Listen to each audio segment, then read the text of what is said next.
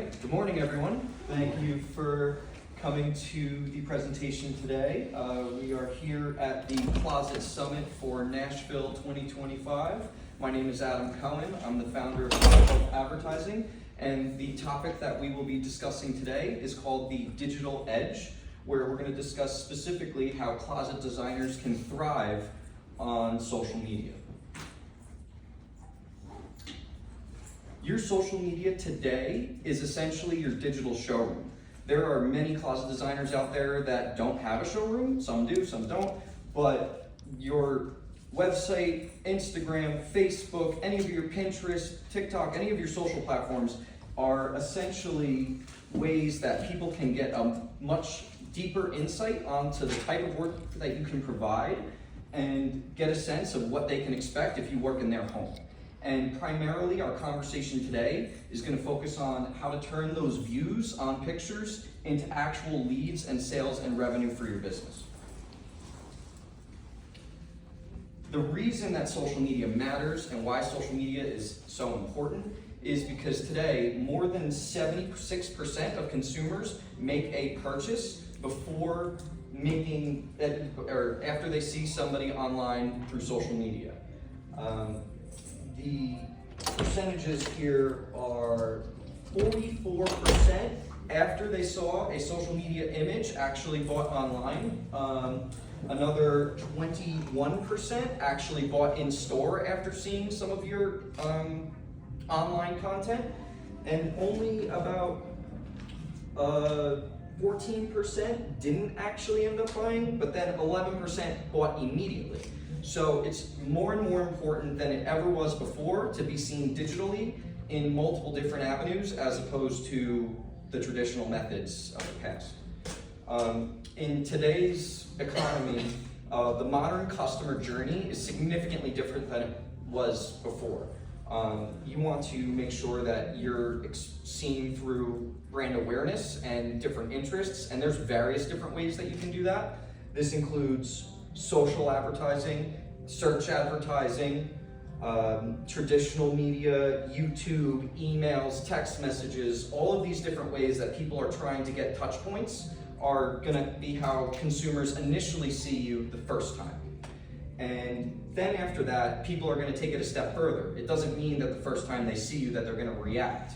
So they're gonna wanna look you up after that. They're gonna wanna search. They're gonna want to, they may see you on Google Ads. They may actually look up your physical location. They may see you on maps. They may see your website. They may read your blogs. Then they're gonna do further research, see if it's exactly what it is that you offer that they're looking for. They're gonna do a deep dive into what your brand represents and what your company is portraying. And then after that, maybe they'll do a purchase, and then they'll feel comfortable enough to have that experience with you as with them as your customers. And a little bit about me. As I mentioned, my name is Adam Cohen. I'm the founder of Top Shelf Advertising. We are a virtual digital advertising agency that has team members in different parts of the country. We've been working with closet designers for nearly a decade. My first client ever just happened to be a closet designer, and we helped them more than double their revenue and then eventually sell their business. We've also worked with clients that have gone from one location to multiple locations, and then we've gone and worked with local family-owned dealerships that had specific revenue goals. Like we had one dealer that went from the 100K a month mark to a 300K a month mark in 9 months. And there's different time frames for every business, but there are lots of different ways that you can scale your growth. And what we're really passionate about at my agency is we really try to focus on your growth first, because your success is our success, and that's what keeps us in business. And then just on a personal note about me, I'm a big hockey fan, I'm a big golf guy. I'm originally from New Jersey. I just relocated to Fort Lauderdale, Florida. So enjoying more of the sunshine now. I have a question. Sure. Is your background more in advertising or in closet? Were you a closet designer before? No, I was not a closet designer before. My background is completely in advertising. My first client ever just happened to be a closet designer, and we had a lot of success with them, and then I worked with other closet designers through different parts of the country, and here we are. Yeah. So now we're going to kind of get into the meat and potatoes of the presentation, and the overview of what we're going to be covering today in terms of specifics is going to be content, targeting, conversion mechanisms, social media management versus social media advertising, and then tracking success and how that leads to scaling. So in terms of content, it is extremely important to capture high quality examples of your work. Real, raw, authentic examples. There's lots of different high quality stock images out there, but throughout our campaigns, we've seen that the real examples of your work perform the best. For example, a Florida home might look different than a Tennessee home, just in terms of structure, and sometimes people can actually see that in the pictures. So it's important to, have that local connection and feel to your clients, because there are certain stock images out there that people have seen before and kind of know what the deal is. But these are a mixture of different closets where our team did do professional photography of different examples here. And we highly recommend, whether it's a phone picture at first or eventually doing a photo shoot, just getting different examples of your work. And even from a business perspective, it's good to have different examples of your work with before and afters to cover your tracks, in a sense where you want to make sure that your installers are, leaving it at, this is what we started at, this is what we finished at. In case any customers do a call for a go back, you want to make sure that, it is what it was supposed to be. But another area of focus is obviously closet designers, or the closet design industry focuses on multiple different rooms now, but the closet business is your foundation, but most of you, if not all of you, probably do multiple rooms as closet designers. So whether that's a mud room, whether that's a garage, whether that's a pantry, a laundry room, a entertainment center, even Murphy beds, depending upon what your company offers, you don't want to miss out on the potential low-hanging fruit that you could potentially grow your business with. I have some clients where, granted, the closets is still the largest portion of their business, but now they have a close number 2 in another room that is a significant area of their revenue.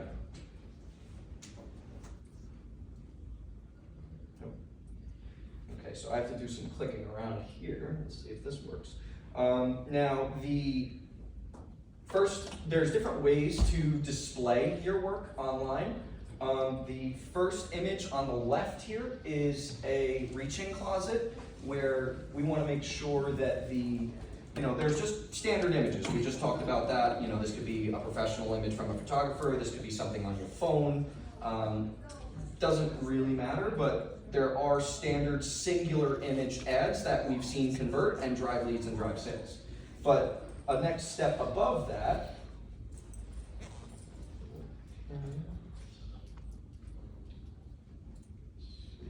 trying to click this here. 1 second, bear with me. There we go. I have to go in this view. So this is a slideshow example with basically combining multiple images in a single ad together, where you want to show the variety of different offerings that you can provide. Whether it's a walk-in closet, a reach-in closet, a dark closet, a light closet, a closet that's filled with clothes, a closet that is empty, that just had an install. You want to show different examples all together just to visually draw the eye of the consumers that could potentially be interested.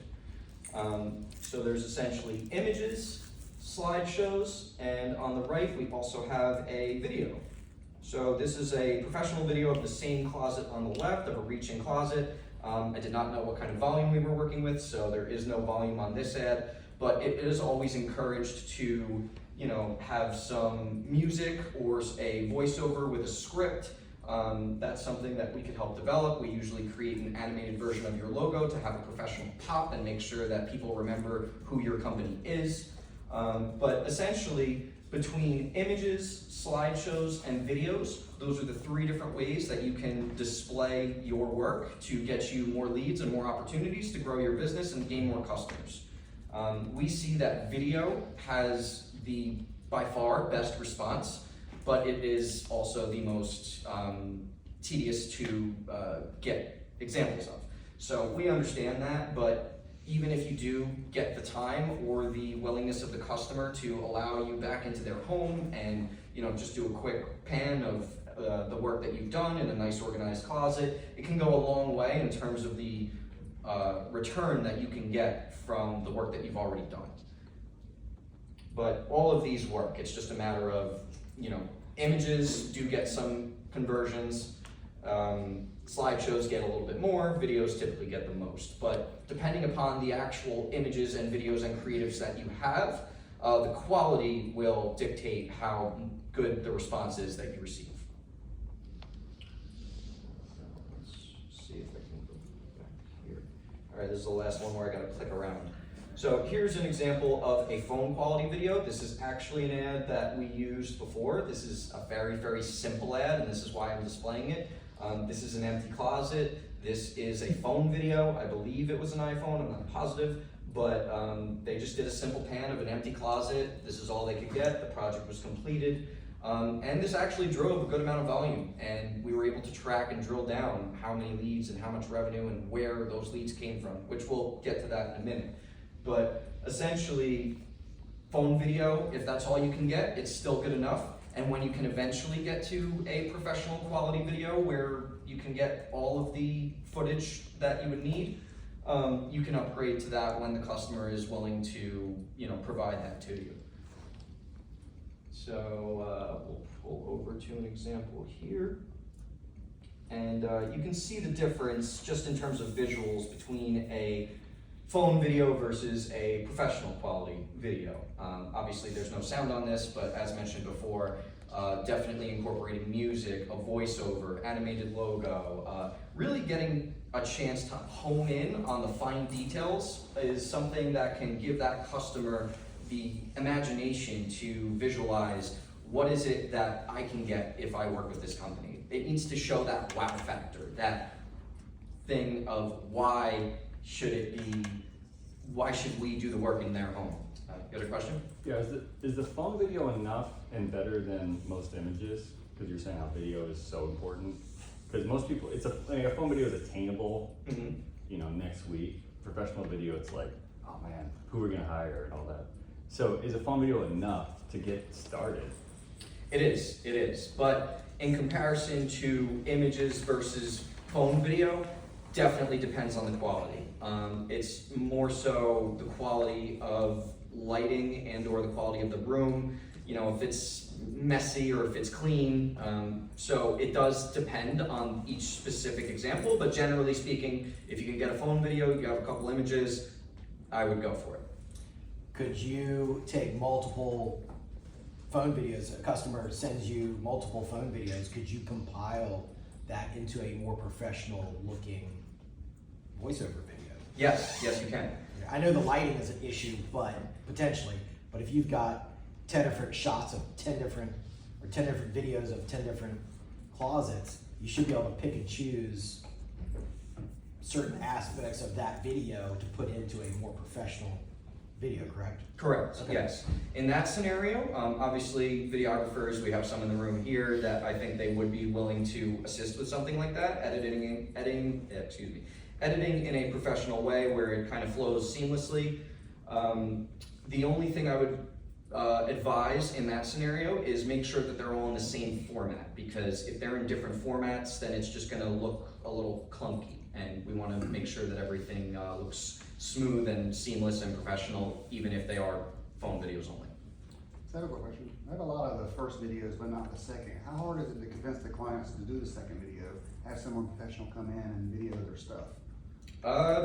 It totally depends on your relationship with the client, and the client personally, but we are able to get in there with most of our clients, or they just kind of have a relationship and they're happy with the work that they've received. So it depends on each scenario, but the hardest part is just actually coordinating it, but assuming that there's availability and that they're willing to do it, then it's definitely a move I would recommend. What would be the average cost for a video like that, just for a professional video?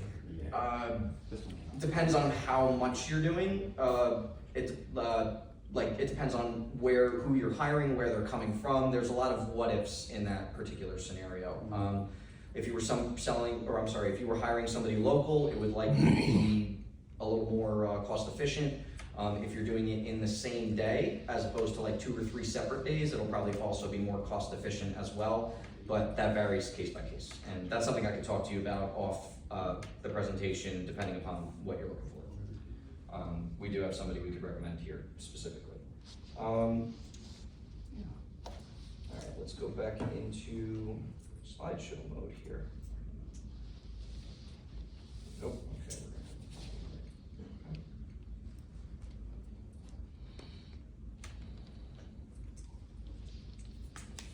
Okay, so now that you've at least gotten all of this content down, that you need high quality content, you need examples of your work, you need to have different rooms that display the variety of services that you offer.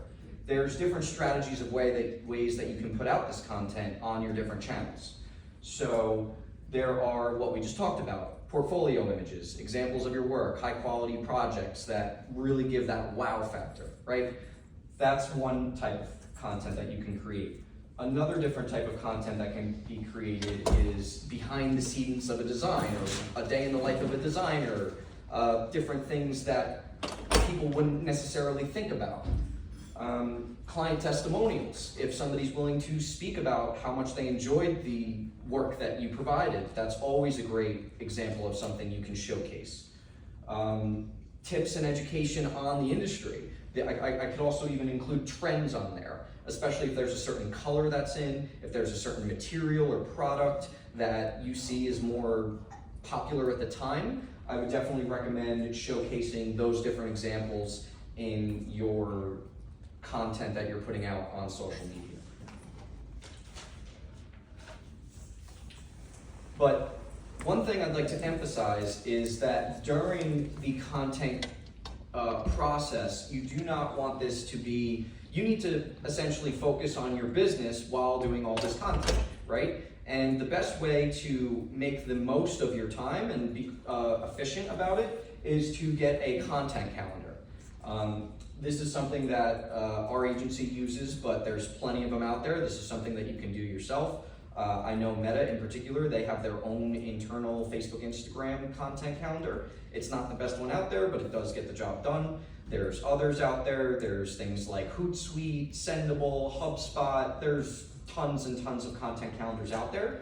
But the point is if you have 10, 20, 30, however many pictures of content, you're able to compile this all at once. You don't want to physically be on your phone or on your laptop saying, okay, I need to post this every day, Tuesday at 11 or Thursday at 3, and you want this to automate this process for you, schedule it in advance, and make it go out like clockwork.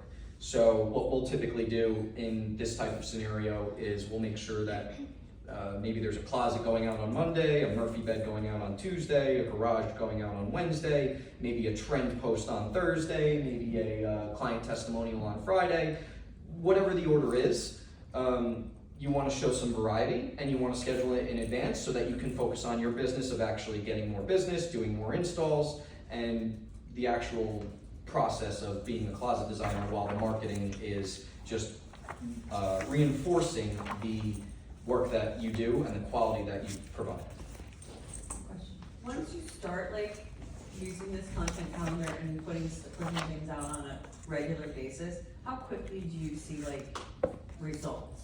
Your views jumping up, the content interaction jumping up? So it depends on what you consider results, and that is actually something that I'm going to get into quite soon. So I'm just going to put pause on that because I think that's what I have next here. Can I answer that Sure. quickly? Sure. My daughter started with me 6 months ago. She's great with Instagram. I'm terrible with it. Mm-hmm. She posted within 2 days we had a $70,000 kitchen. Wow. Never would have had it before. What did she post? Like he was talking about images, or was it A video? She did both. She did a video and some images with before and afters in a 30-second clip. It was, I would have to say, I was shocked. I never used social media. It was immediate. It was immediate. There's a real example of the impact that could be had. But it depends is the answer. But I just wanna know, when will I have 1 million followers? that's actually the biggest, I'm glad What you kind of brought that up. content are you posting? I'm glad you brought that up though, because Not that. Onlyclosets.com. one of the biggest misconceptions about social media is that you need a large following in order to have a successful business. And the answer is no, you don't. That is something that's valuable with social media for sure, from a branding and an image and a reputation standpoint. There's that avenue. But there are plenty of closet designers specifically that don't have thousands or millions of followers that have a significant amount of business from their social media efforts. Right followers now. Yes, there are different ways or black hat techniques where you can buy followers, but you want people that are actually local to your area and people that are, interested in what you do. So that's kind of the content section of it all. But then we're going to talk about how you can target people. And this is actually what we specifically do at our agency as of today. So we do 5 different layers of anywhere between 3 to 5 different layers of targeting at any particular time when we start. And I'm just going to explain what each targeting avenue is. The first avenue is open targeting, which is the shotgun approach. It is the largest possible audience in your given region. So this essentially focuses on your territory specifically that you determine either by zip code or by county or however you want to define where you're willing to get business from. And then in addition to that, we essentially just target household income, and that's pretty much it. So it's how you will get the largest possible audience with open targeting. But then there are other options that are a little bit more refined as we get further along with this. So there is Advantage Plus targeting, which essentially is the AI capabilities provided by platforms that helps get a little bit further than what you would typically do on your own. That can kind of be combined with these next options below. After that, we use detailed or interest-based targeting, and that is the default options that any of these platforms provide you. So, for example, you may target interests such as home improvement or storage or closets or garages or similar characteristics like that. So your audience will be a little bit smaller than open targeting is, but it will be a little more refined. It should be people that have a little more general interest in those common choices.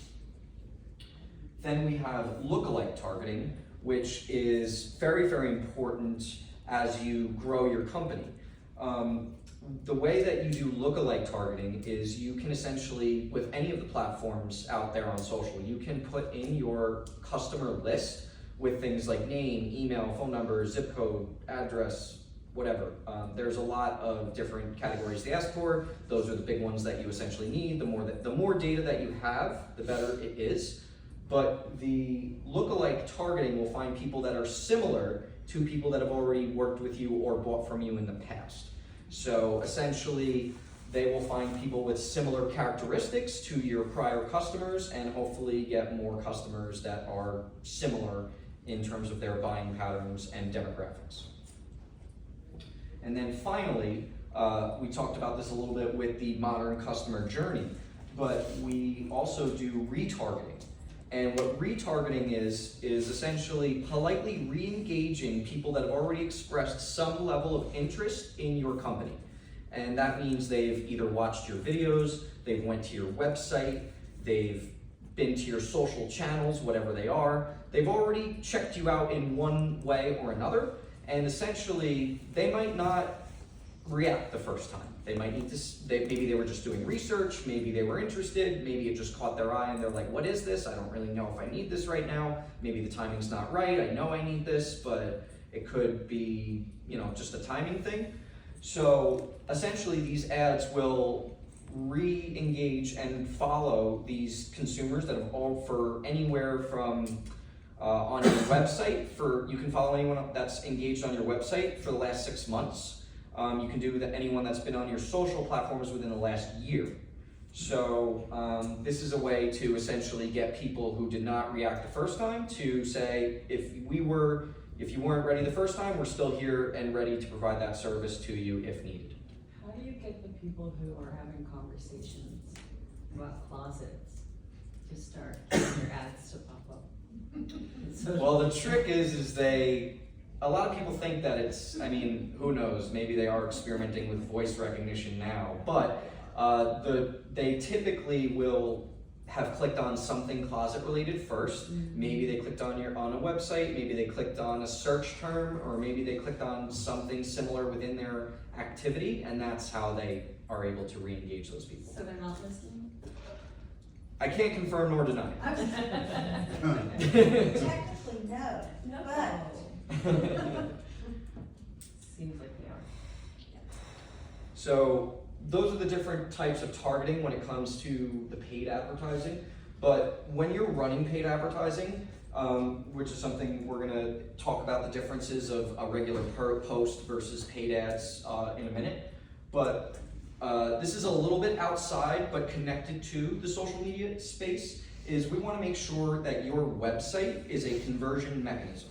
And what I mean by that specifically is when we're running paid advertising campaigns on social media, the most successful ads that we use are connected to your website, where we could have people go from X social platform to your website, and then they provide their contact information and reach out to you in some way, shape, or form. And the way that we optimize your website is primarily through the mobile version of your website.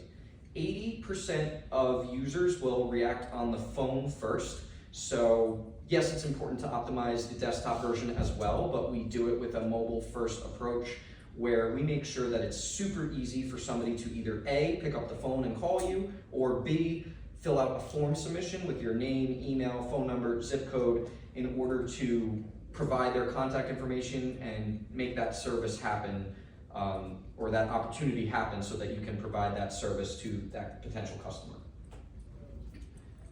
Let's see if we can... Now, in addition to websites, this is something that's also a little bit outside of social media, but also connected to social media. Obviously, AI is something that is becoming a bigger and bigger part of things that we do today. It is still evolving, it's still a work in progress. We're technically still at this point in time today in the infancy stage of AI, but these are some of the bigger players out there, whether it's Grok, ChatGPT, Google Gemini. What I will say is all of these AI tools can be helpful. They can be very efficient. They're really more of a time saver, but you definitely should not use this as your entire marketing and advertising strategy. You definitely need to make sure that you double check the AI, because the AI is only as smart as the direction that it's given and the research that it can find across the web. So I would say that this is something that I would recommend experimenting with, but definitely double check. Definitely use this as something to maybe, if you're having trouble coming up with like a post and what to write for that post, that's something it could be good for. But if you're, and you could try it for a marketing and advertising strategy, but in order to get something that's really fine-tuned to your business specifically, you're probably gonna need more manual input from a person or as opposed to a computer as well. So in terms of social media management, there's two different processes that any marketing and advertising company will provide to a closet design company. This kind of alludes to what we were talking about before with views, with likes, with comments, with shares, with actual engagement. These are some examples of some posts where, granted, posts in today's social media state have become harder and harder to get results from just by posting for free. But there is value to it. You can see here, 168 views, 170 views, 397 views, 470 views. These are all on the top row, and 411, 376, 426, 341. These are all additional eyeballs that are checking out what you do, they're checking out your services, they're expressing some level of interest, and while they may like what they see, they might not react the first time, but that doesn't mean that you can't capitalize on that opportunity. But what I will say is, the paid advertising is generally gonna provide the best results because that's how all of these big companies grow and remain big companies and make money. And if, does that go back to like what you were talking about, the open targeting, the Advantage Plus targeting, all that kind of stuff? Yes. It's specific to how much you're paying out. Yes, that's correct. So, sure, go ahead. I don't know if you're gonna answer this, but like, does it matter how much you spend? Like, if you spend $500, you'll get more versus if you spend $50 on paid advertising, even if your targets are the same on both? Generally speaking, with any advertising, it is the business of spending money to make money, and the more you spend, the more you typically get back. But what I will say is if you have really good quality creative, that can shift the scales a little bit. So it depends, but typically the more you spend, the better it is for you. But if you have a really, really good ad, sometimes that can outweigh that situation.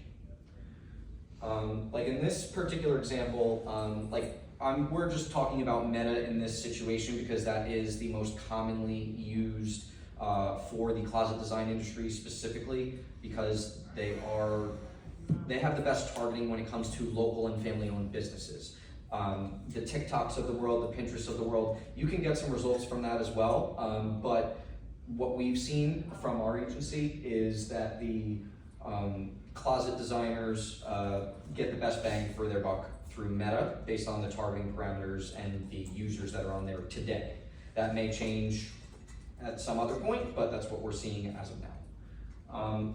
So Meta has this feature that where you can do what's called a boost post, and then there's an actual Facebook ad. And what I'd like to explain to you guys about the differences is a boost post, in my opinion, is the quickest way to spend your money with the social media platforms without getting a significant return. And the reason for that is because when you do a boost post, you are specifically paying for engagement, which includes likes, comments, share, and reach. That's it. They're not trying to focus on your lead flow. They're not trying to focus on people calling you. They're not trying to focus on people filling out a form. They are trying to focus on specifically getting you more views, getting you more likes, getting you more comments, getting you more shares, more overall engagement. Now, there is some scenarios where it is good to do a boost post, but you just have to keep that in mind as you move forward because maybe you have an event that you want to promote. That's something that might be a little bit more boost post worthy. But if you're running a consistent campaign where you want to generate leads, you want to generate sales, you want it to be consistent, that's where you would do an actual Facebook ad, which we will show you an example of now.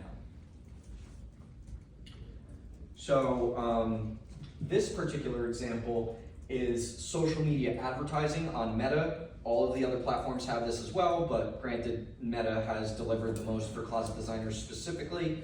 And this particular scenario, I don't know if you can actually see the visuals right now from where you are, but I'm just going to read this out loud. This particular example is an ad where a customer spent $2,500 on their ad. It delivered 26 website leads. We set this up where a website lead was specifically considered a form submission on the website where they provided name, email, phone number, zip code, and it reached 24,000 people, was shown 59,000 times.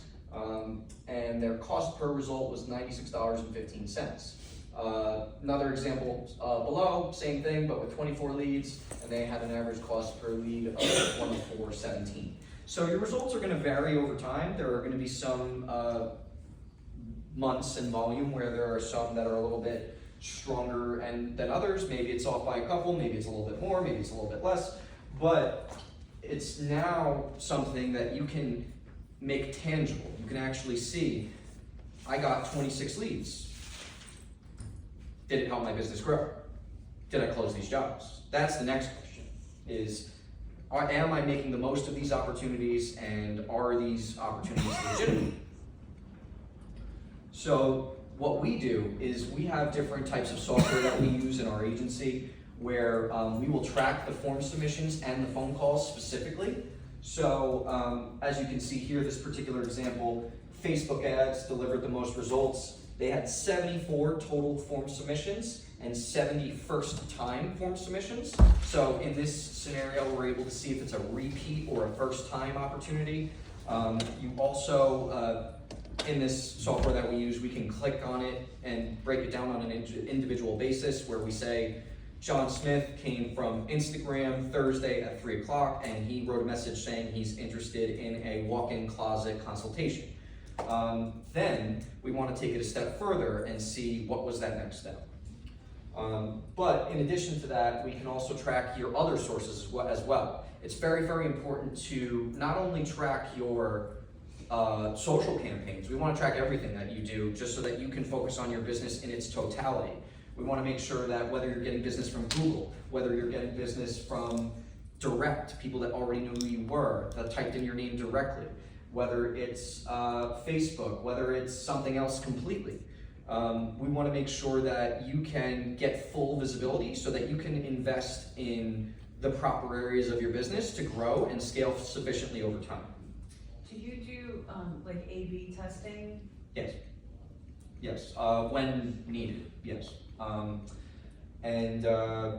With phone calls as well, it's the same thing. We can break it down for a first-time phone call, a repeat phone call, tell you the source of where that phone call came from. But the other important element about the phone calls is we can record these phone calls if you want, so that if you need to critique any of your sales team or just get some general feedback on how the opportunity went, maybe there were some details that were discussed on the phone that were provided, or maybe you needed to just go back and double check. It's something that can be very, very useful in your sales process. And then you can even take it a step further. We have different types of software as well, where we can actually see the different paths that people take, which can include multiple touch points, as we mentioned before. People are going to research you, then they're going to just generally see you with their awareness. Then they're going to research you, then they're going to do their due diligence and read your articles, and then they're going to actually contact you. So in this particular example, we have a system that shows that this particular person saw a home magazine first. Then after the home magazine, they clicked on or Google Organic. They decided to go to the magazine, then looked them up on Google. After they went to Google, then they went on Facebook and they interacted with Facebook. Then they went back to Google again, and then they went to Instagram, and then they finally went back to Facebook. So there's a lot of different ways that you can track how the customer journey is achieved and how they actually got to you, and this will help you determine even further what is the best avenue for me. And then once you get these leads, our clients typically follow this best practice and seems to be efficient in terms of the quality of leads and the inquiries that they receive. Now, granted, a referral is always going to be your strongest lead that comes in, but you also want to, make sure that the inquiries that come in through marketing and advertising get their fair opportunity as well. We generally recommend the 3X rule, where you're either calling, texting, or emailing them 3 times each within a 7 to 10 day time frame. Obviously, you don't want to do this all in the same day because it can be a little overwhelming to certain people, but sometimes people fill out a form when they're at work. Sometimes they can't talk and they're interested, but they have whatever they have going on in their day-to-day. So that's what we do with our clients typically before we consider that opportunity a dead lead or a opportunity that has been gained. You do all 3 of those, or one of those? You do nine, You do right? 9, okay. So it's technically 9, but it's Okay. 3 times each. Got it. Within a 7 to 10 day time frame. Got it, okay. These are planned with, like, the conversation and planned what the text is gonna say, planned what the email's gonna, messages. Correct. Now, as you're getting more and more information from inquiries coming in, it's very, very beneficial to have a CRM as your company grows. And eventually, if you want to sell your business as well in the future, a CRM can be a massive asset in that way. So these are some of the examples of some CRMs that we know and use. Obviously, we have our friends here at Closet CRM. We've worked with them with some of our other clients, and they are a good partner. We do recommend their services. But if for some reason you want to explore different options, there are companies like HubSpot, Salesforce, Go High Level. These are all useful tools, but the key is that you need to use them. It's manually inputting, where did this customer, I just spoke to this customer, this is where they came from, this is what our data says here, we need to make sure that this matches up, this is what the stage is, we spoke to them or we're still reaching out to them, this one turned into an appointment, this one turned into a close, this was a closet job, this was a pantry job, this was a mudroom job, etc. And you're probably thinking, okay, this all sounds really good, but what should I spend in order to grow my business? Typically, we see that in the closet design space, we recommend somewhere between 5 to 10% of your last year's revenue, depending upon your budget tolerance and or growth goals, should be what you should spend on your marketing and advertising campaign. This can cover social media, this could cover other areas as well. It just kind of depends on where you're at with your business specifically and what your initiatives are that you're interested in diving into. So, what can you do now? You can do a lot of these things yourself.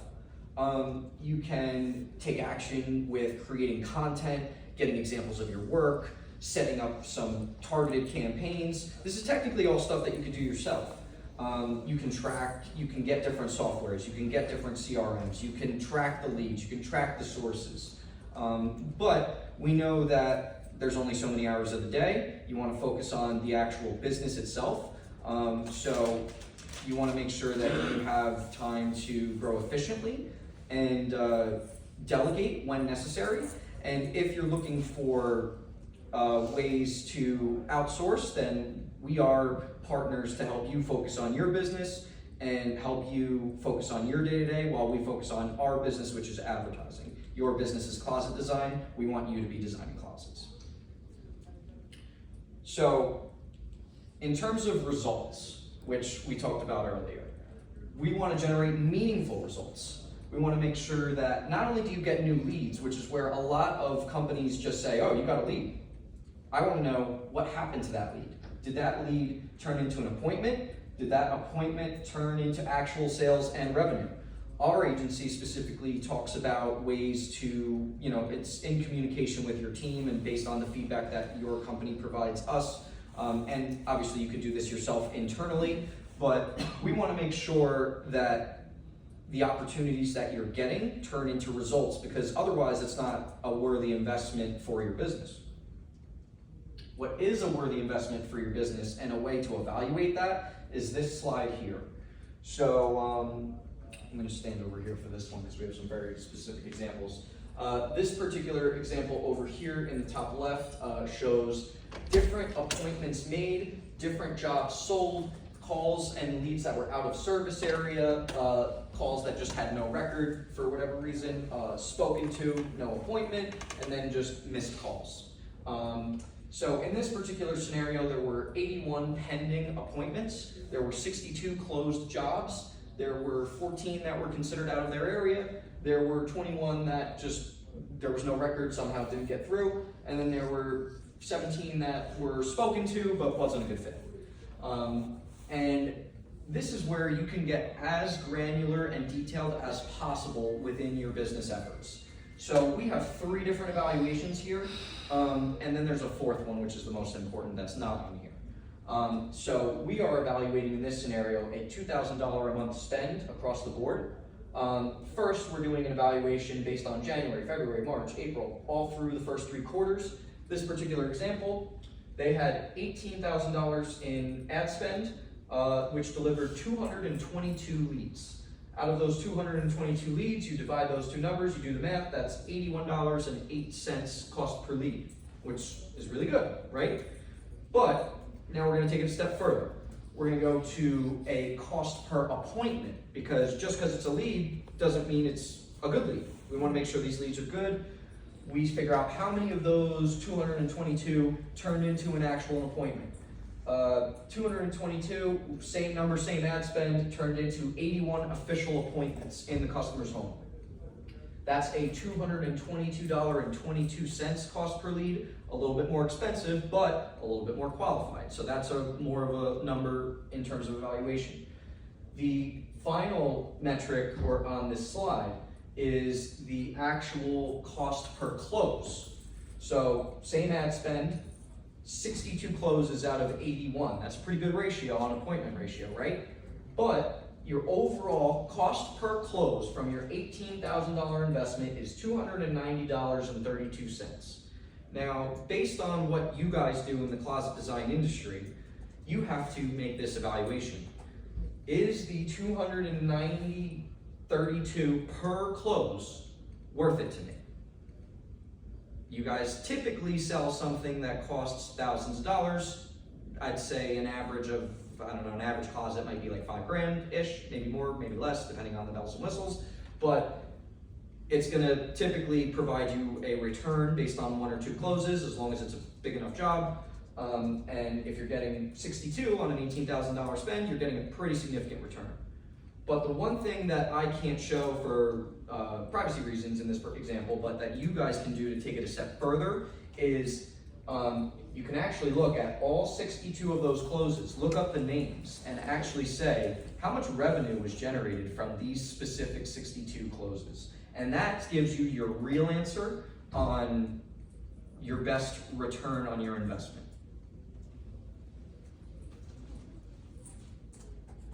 So I'm about to open for questions and answers, but I do also just want to put this up there if you guys are interested. My contact information is here. That is my phone number, that is my email, that is my website. There's a QR code if you guys are interested. And I'd be happy to talk to any of you guys outside of this presentation as well. But for the time being, let's open up some questions. I don't know how much time we have, so we'll go until they kick us out. Just a quick one on the previous screen, you had CPC on all those, is that cost per, sorry, you had CPA. Oh, Per yes. appointment, is that what that was? So technically we label it as like cost per acquisition, Acquisition. because CPA is kind of, like, we can For blend acquiring that. a lead, I'm sorry? for acquisition of the lead? Yes. Okay. Cost per acquisition of the lead, cost per acquisition of the appointment, cost per acquisition of the sale. Gotcha. It's kind of the most vague word that applies to all of them. Any other questions? What if we didn't want to be involved in any way? Social media. You're not the first person to say that. Actually, a lot of my clients are not personally on the personal side of social media involved. So you can show a variety of different, or as long as you create an account. I even have one of my employees, right, that he's in the social media business. He's not on it personally. That's basically his work account. He has a picture of him and his dog, and he literally only goes on it for work. So that is something that I would recommend personally as a business owner. I think there's just a massive opportunity, regardless of industry, but especially in closet design. I think there's just too much opportunity to not have business social profiles. I agree, but is that what your agency does for me completely? If that's how, if Do I need a person to post? you would essentially, we would post on your behalf. Yeah. You would just need to give us or share access to the channels. Yeah. And then, I know I get this question when people, how much is a closet? And I'm asking the same question. I like, just in general, like, and I know, like, is it anywhere from like $500 to $5,000 a month? Like, I guess it just depends on what you do, but, I mean, I'm the owner, and then I do, you know, all the sales myself. I have 2 employees, and I like being around where we are, the numbers, because I'm not overwhelmed, my stress level's low. I want to just up it a little bit, like, and be having installs every single day. But like how much, like, I mean, on average, would you say like a couple grand a month, like? Yes. Okay. Yes. Okay, that's definitely. I would say, especially there are some new closet designers out there. Maybe this is their first year in business. Maybe you've been in business for a long time. Totally depends. But I think at a bare minimum, if you're going to go into the social media advertising sector, I think you need, like, if you're doing this completely on your own, you're just trying it the first time, I think you need to be spending at least in the thousands a month, or unless you're doing like a boost post here and there. But generally speaking, if you're doing more of what we were talking about today, looking to get leads, looking to get sales, looking to do a more consistent campaign, more consistent growth, you're going to be likely spending in the thousands range. But then again, you just want to make sure you're, you know, dealing with a company that's actually invested in the return on what your spend is as well. You're gonna have to supply the pictures. Right, no, So no, you're I gonna know have to do that. some of the work. Right, no, I know that. Right. You just stressed them out a little bit. Yeah. Yeah, you can have a little bit of stress. If we provided you with the assets, you can make the creative assets. Yes, yes. So a lot of my clients, what they do is they send different images, different pictures. We'll do some editing. Sometimes we need to, sometimes we don't. Just kind of depends on the quality. We'll create different, you know, whether it's a slideshow, whether it's a video, whether it's just a singular image. We'll create different assets that we are thinking is likely to convert. There's one more thing in your plate to do. Do you have a There's one more thing for you to do. Do you have a client portal where you can download, each individual client can download their pictures into that portal? And that's where you pull from? Instead of us just texting you pictures or emailing you pictures? So we don't have a portal currently. What we do is we request either Google Drive or Dropbox. I also do have some clients that text me as well, so I deal with all the different types. Another thing, we specifically do not work with Closets by Design, California Closets, Closet Factory. Our agency specifically focuses on local family-owned businesses, and we enjoy helping those types of businesses grow. And where are you located at? So we are a virtual agency, but I am personally now located in Fort Lauderdale, Florida. Yep, brand new there, just moved there a month ago. Okay. So if we're spending thousands a month on professional photos, but then not boosting them, not paying for their advertisements, it's basically wasted. Or in terms of like leads, if we want these photos to bring in leads, we have to also pay for them to be advertised. I would say that's the most likely successful route that you can take, yes.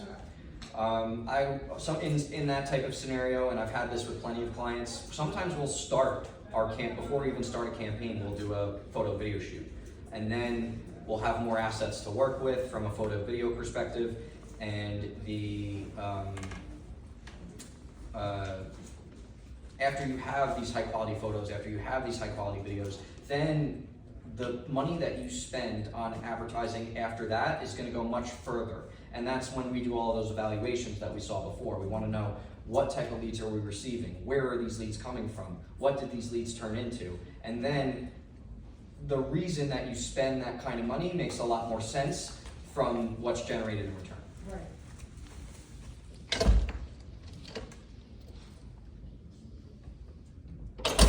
Have you had any campaigns be relatively unsuccessful where it surprised you, like, this isn't working? In the money you're spending, the $2,000 or $3,000 or $4,000 a month for the smaller shops that are here, has it always been successful? Yeah, no, there's not always successful campaigns. There are some that don't work for various different reasons. In the closet design space, not so much. We do have clients in outside of the closet design space where we have had some campaigns that just don't work out. I mean, there are a lot of variables that come into it. It does depend on the structure of your website can be important. The structure of your actual ad creative is important, and the actual targeting that you have for your business is also important.